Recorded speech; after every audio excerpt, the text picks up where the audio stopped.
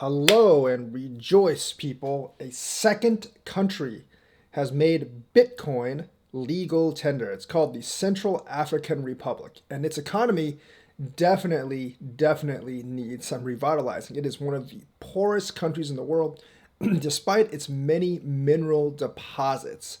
So they voted today to actually accept Bitcoin as legal tender. Now, other countries that could accept Bitcoin as legal tender include Venezuela, Colombia, some of the other African countries, and also the big ones, Brazil, and possibly even Mexico. But that's far off in the future.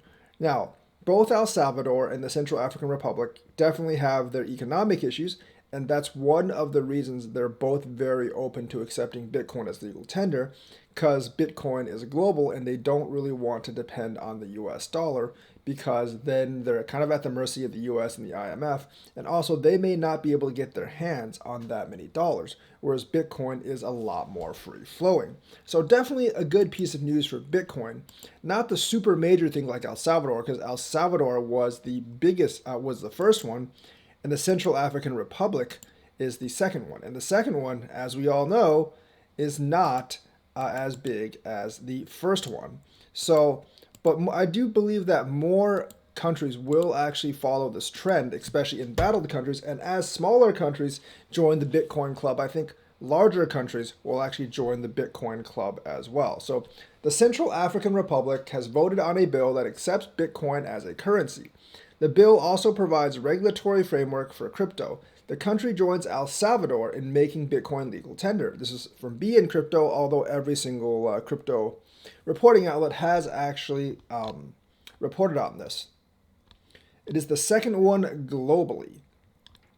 So the Central African Republic's economy is in need of some rescuing, and it's been in need of some rescuing for a very long time. So the country's officials have agreed to use Bitcoin and crypto to boost the economy. Very smart. Along with using technology to generally digitalize it. It joins El Salvador in making Bitcoin legal tender and is likely to incur some scrutiny from global organizations, much like El Salvador does. Hopefully, like El Salvador, they basically should give the IMF and the others the middle finger once it tries to bully them out of making this decision, because obviously those organizations are not helping this country all that much, since it does remain one of the poorest, if not the poorest, country in the world. The draft for the bill was submitted by the Minister of the Digital Economy, Post Services and Telecommunications, and the Minister of Finance and Budget. Some of the officials have said that investing in new technology and cryptocurrencies will benefit citizens, maybe bring new jobs and new opportunities. More than just making Bitcoin legal tender, there are several benefits a government could take advantage of to boost economies, and we're actually seeing that in the US as well, and that's why there's more pro-crypto people or pro-crypto politicians in the United States than before. Now, a little bit about the CAR, the Central African Republic. It is bordered by Chad to the north, Sudan to the northeast, South Sudan to the southeast, the Democratic Republic of Congo to the south, and Republic of Congo to the southwest. One of the poorest regions in the world. And they basically have an estimated population of about 4.7 million people. And it's been in civil war since 2012. So it's been in civil war for the last 10 years. So that's why part of the economy is in ruins. They have significant mineral deposits and other resources such as uranium, crude oil, gold, diamonds, cobalt, lumber, and hydropower, as well as significant quantities of arable land.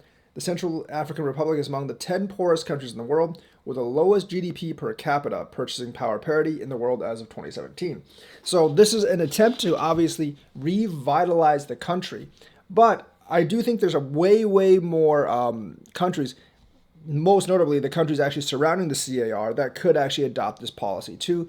And it could actually lift those countries up after a while. So basically, another country has adopted crypto as legal tender. That makes two. And I believe that by the end of 2022, we'll see at least 5 or 6 adopt cryptocurrency, and even more in 2023 and beyond. Eventually, the IMF trying to bully these countries is not going to work. And they're going to be more part of the global economy via the secondary market of Bitcoin and cryptos, and not really through the IMF or central banks. And I believe that's what the IMF is really, really afraid of. So very good news for crypto, more worldwide adoption of Bitcoin, and very good for Bitcoin, obviously, as well. So that's the news for today. Let me know what you think. Like and subscribe, and hit that bell notifications button. Thank you, and have a nice day.